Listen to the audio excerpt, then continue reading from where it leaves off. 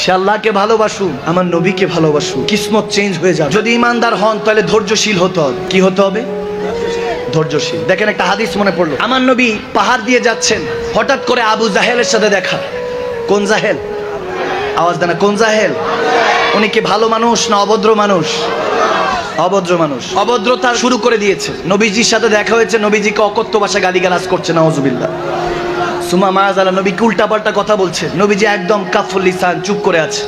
সুবহানাল্লাহ, কিচ্ছু বলে না, কিচ্ছু বলছে না। আমাদেরকে যদি কেউ কিছু বলে, দেখা যায় আমরা পাল্টা জবাব দিতে প্রস্তুত থাকি। মনে রাখবেন, যাত্রা সে বলতে বলতে হয়রান হয়ে যাবে, চুপ করে থাকলে আপনি জিতে যাবেন, ঠিক না? চুপ থাকতে শিখতে হবে। আমার নবী চুপ করে আছেন, আবু জাহেল অনেক কথা শোনালেন, নবীজি কিছু বলছেন না দেখে সে আরো শোনালো, বলতে তুমি চুপ করে কেন আছো? আরো অকথ্য ভাষায় কথাবার্তা বললো। নাউজুবিল্লাহ, নাউজুবিল্লাহ পড়েন না। নবীজি কিচ্ছু বললেন না, কিচ্ছু না বলে আস্তে করে মাথাটা নিচু করে চলে গেলেন। এই ঘটনাটা আব্দুল্লাহ বিন জাদান রাদিয়াল্লাহু তাআলার মেয়ে পাহাড় থেকে দেখছিল। ওনার কন্যা, ওনার মেয়ে যখন দেখলো, ওই পাহাড়ের অপোজিটে হযরত আমির হামজা রাদিয়াল্লাহু তাআলা শিকার করছিলেন। সুবহানাল্লাহ। আমার নবীজির চাচা, আমার নবীজির কি চাচা, হযরত আমির হামজা। আসাদুর রাসূল ডাকা হয়, রাসূলের সিংহ ডাকা হয়। সুবহানাল্লাহ বলে। আসাদুল্লাহ, আল্লাহর সিংহ হলো শের খোদা আলী, আর আসাদুর রাসূল ছিলেন হযরত আমির হামজা, মদিনাওয়ালার চাচা যান। সুবহানাল্লাহ পড়েন।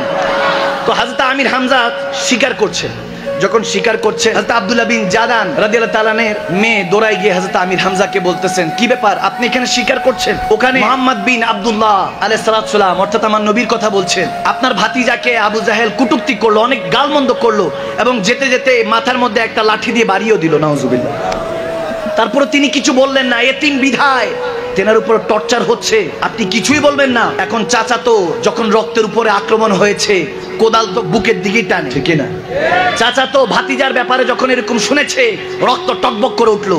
হযরত আমির হামজা শেরে রাসূল, আসাদুর রাসূল, রাসূলের সিংহ, দৌড়ায় গেল। দেখে মক্কার মধ্যে আবু জাহেল গোল মিটিং করতেছে। আবু জাহেলের কাছে গিয়ে এমন ভাবে গিয়ে বলতেছে, এই তুমি কি আমার ভাতিজাকে মুহাম্মদ বিন আব্দুল্লাহকে অনেক উল্টাপাল্টা বলছো, আলাইহিস সালামকে কি উল্টাপাল্টা কথা বলছো? সে চুপ করে আছে, দেখতেছে আমির হামজা অনেক রেগে আছে, জানে আমির হামজার সাথে তেরামি করে লাভ নাই। আওয়াজ দেন।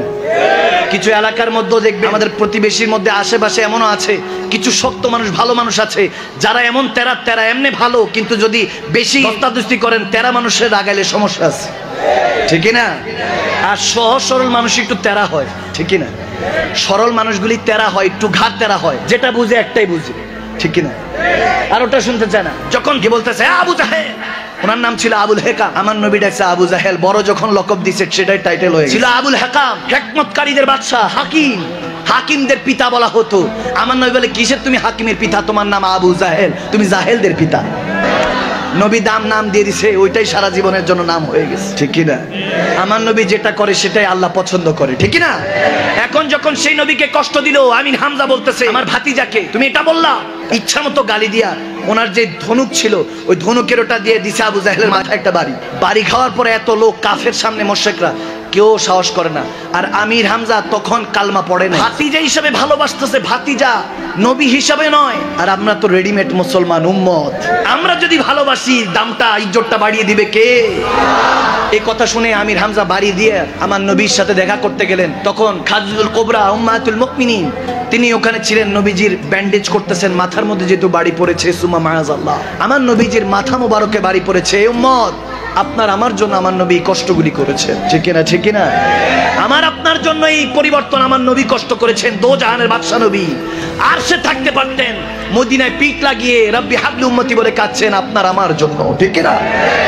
ভাইয়ের আমার, বাবার আমার, যখন হযরত আমির হামজা হাদিসে এসেছে, যখন ঘরে গেলেন, দেখেন নবীজির মা খাদিজাতুল কুবরা ব্যান্ডেজ করছে। নবীজি আমির হামজাকে দেখে, চাচা জানকে দেখে ভাতিজার মনে কষ্ট আসলো, নবীজির মনে কষ্ট আসলো। আমার নবীজি আমির হামজাকে জড়িয়ে ধরলেন, আমির হামজাও কাঁদছে, আমার নবীও কাঁদছে। কি প্রেমময় মুহূর্ত। নবীজিকে তখন হযরত আমির হামজা বলতেছে, ভাতিজা তুমি কষ্ট পেও না, তোমাকে যেরকম গালমন্দ করেছে, আঘাত করেছে, আমিও তাকে গালি দিয়ে আসছি 100টা, তাকে আঘাত করেছি, টেনশন করো না। তখন আমার নবী বলতেছে, আমি এখানে শান্তি পাবো না, আপনি যদি আমার আল্লাহর কালমাটা পড়ে নেন, ওখানে আমি শান্তি পাবো।